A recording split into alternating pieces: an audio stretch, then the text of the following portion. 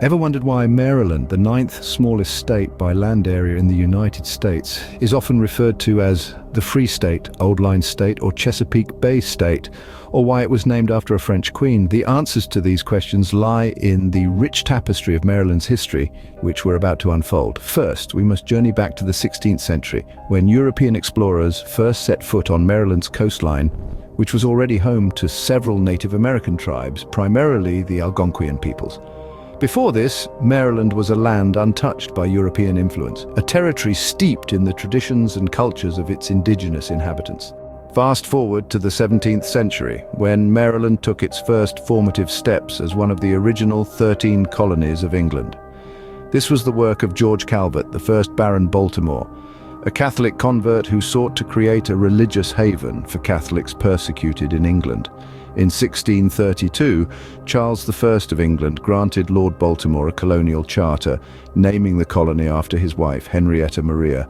Unlike the Pilgrims and Puritans, Lord Baltimore envisioned a colony where people of different religious sects would coexist under the principle of toleration.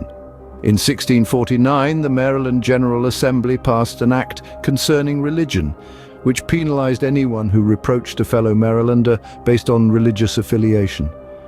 Despite this, religious strife was common in the early years, and Catholics remained a minority.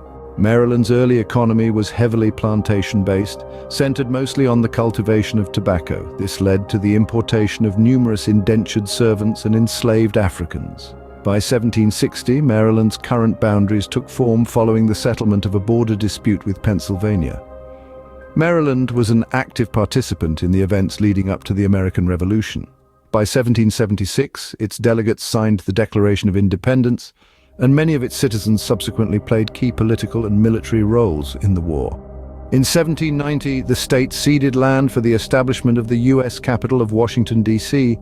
Despite being a slave state, Maryland remained in the Union during the American Civil War, playing a significant role due to its strategic location. After the Civil War, Maryland joined the Industrial Revolution, driven by its seaports, railroad networks, and mass immigration from Europe. Since the 1940s, the state's population has grown rapidly, and it is among the most densely populated U.S. states.